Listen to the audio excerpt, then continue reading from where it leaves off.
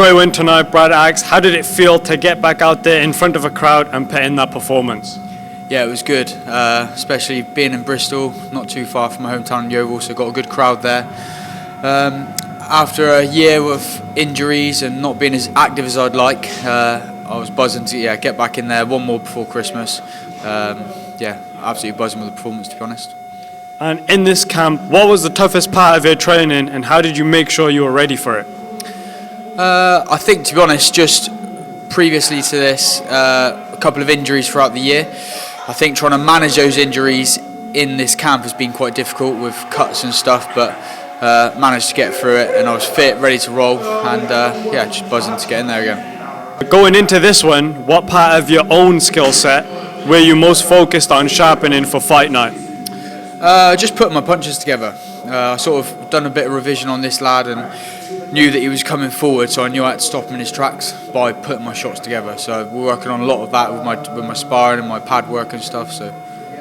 And speaking about your opponent, someone who is throwing a lot of the wild shots, putting, pressure onto you. So how is it to deal with something like that? I think you've got to just stay switched on at all times. As soon as you start switching off, that's when shots like that become dangerous. You're switched on, you're aware of what's coming at you. I say easy, it's not easy, but it's easier when you're switched on to then adjust those feet and react to whatever wild shots they're throwing.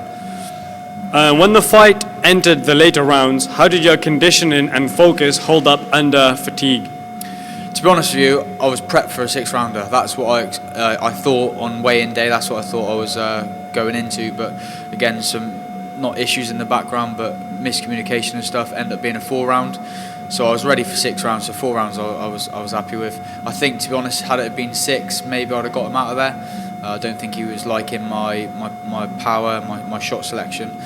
But again, hindsight, it's easy to say that. Being in the RAF as well as a professional boxer, how has that combination of discipline and pressure shaped the fighter you are today? Again, I spoke about this on a few other interviews and stuff I've done. Like, I boxed before joining the RAF, and I've joined the RAF, been in now for 10 years. So they sort of go hand in hand with that sort of discipline and success and sort of drive, to will to win sort of thing. They go hand in hand. It's helped me massively. Sort of staying disciplined in camp, especially when I have to do certain things, certain runs and stuff. I've got to listen to my coach. I'm all over it. And as a prospect representing Yeovil and building your way up, how does coming from that community drive you ahead of nights like this? I think just having my hometowns behind me, obviously being in the RAF, I travel a lot, I move around. So I've got a bit of a fan base from all over, really, which is class ticket-wise. And this was nice to come back to closer to my hometown and have a lot of people from Yeovil, a lot of support come up. So yeah, it's sort of, that's where it started. That's the grassroots, is where I was boxing for Yeovil ABC, and to be able to sort of bring Yeovil as my hometown with me is it's an honour. And your coach, Carl Ellis, an England boxing level 3 coach, how big of an impact has he had on your development and tonight's performance? Yeah, massively. He's helped me transfer into that pro rank, because obviously it is different with regards to the amateurs and pro. Obviously he does a lot of amateur stuff, but then he's done years and years worth of pro experience as well. So it's just drawing that line between the amateur and the pro game, and now I feel like I am a professional fighter now. That was my 5th fight, my 4th win, and I'm ready for what's next. After reviewing tonight's fight with your team, is there a round or exchange you feel shows exactly what you need to work on moving forward? As you said before, it was putting your shots together. Is that something, because I saw in the last round, you were like, there was a hook that you wanted to throw, it didn't land, and you looked frustrated, like, they were supposed to land.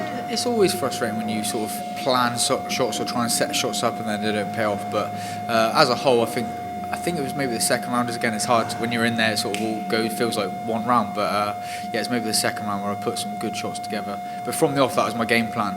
Hit him hard at the start, so then he knows not to come forward. And I feel like I did that from the off, and he didn't necessarily come forward as much as what I thought he was going to. So that's good.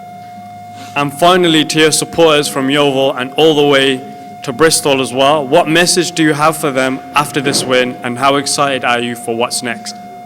Just up the Axe gang. I'm the Axe man and they're the Axe gang, and they've supported me from day dot. And yeah, I'm excited for what's next. The plan is I've got a baby due in January, so a little bit of time off now to sort of focus on the family life. Congratulations. Thank you very much, sir. Yeah, just build it back up, box again, sort of start to middle of next year, and then be knocking on the door for a title by the end of next year. That's the plan. Congratulations on today's win.